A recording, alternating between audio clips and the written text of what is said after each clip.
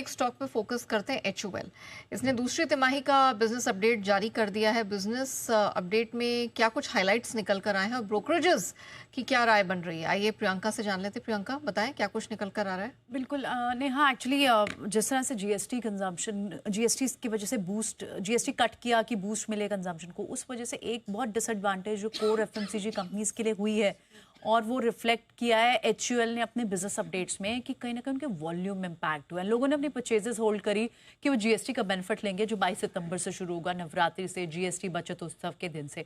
तो यही एचयूएल ने रिफ्लेक्ट किया है कि भले ही उन्होंने जीएसटी रेट कट का फायदा अपने कंज्यूमर्स को पहुंचाया है, उनका 40% पोर्टफोलियो है जिस पर जीएसटी घटकर अब 5% हो गया है, तो लॉन्ग टर्म में तो बेनिफिट होगा, लेकिन इमीडिएट शॉर्ट टर्म में इसका इम्पैक्ट दिख रहा है और वो दिख सकता है इनके Q2 बिजनेस अपडेट्स जो जा रहे होंगे। और उन्होंने पहले ही एक थोड़ी सी विजिबिलिटी दे दी है कि रिलेटिवली आप समझे सॉफ्टी आएंगे, लो सिंगल डिजिट से फ्लैट संभव आप एक्सपेक्ट करिए कि Q2 के बिजनेस अपडेट्स आएंगे। और ये वजह है क्योंकि नए ऑर्डर्स को डिस्ट्रीब्यूटर्स ने पोस्टपोन किया, यहाँ तक कि मौजूदा इन्वेंट्री को पुरानी कीमतों पे बेचने की कोशिश थी।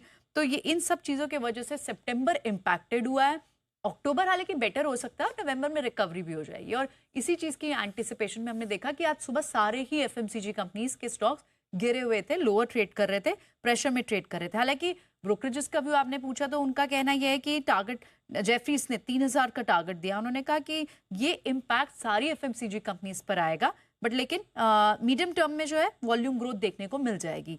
ऐसे ही मॉर्गन स्टैनली ने इक्वल वेट की रेटिंग दी एचयूएल पे। उनका कहना था कि बिजनेस ग्रोथ बाजार के अनुमान से कम जरूर है और इक्वल वेट है वो 2335 का टारगेट उन्होंने दिया। और बोफा ने तो न्यूट्रल दिया। उन्होंने कहा कि नतीजों के वक्त कमेंट्री पर नजर रहेगी।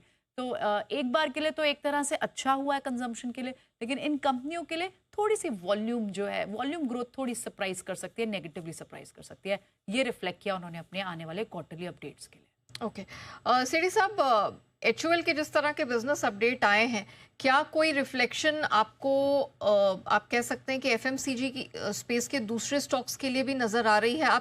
आप इसे कैसे देख रहे हैं?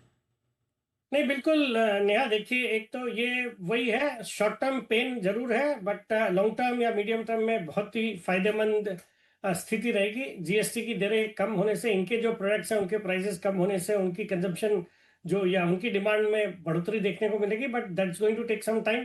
तो शॉर्ट टर्म का जरूर पेन है, जो कि इन्होंने क्लियरली बताया भी है। और बाजार जो ट्रेडर मेंटेलिटी वाले लोग हैं वो फिर इमीडिएटली रिएक्ट करते हैं, तो उसको हमने देखा स्टॉक में आज एक गिरावट है, but over medium to long term मुझे लगता है अच्छा करेंगे।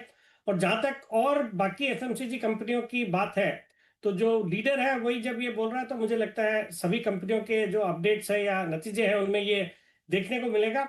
बट ओवरऑल सेक्टर अच्छा लगता है, जिस तरह से कंजम्पशन को बूस्ट मिलेगा। I think FMCG as a sector would continue to do well.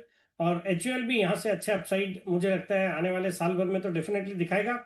एक 10 से 15% की अपसाइड तो definitely over the next 1 year इसमें एक्सपेक्ट करी जा सकती है।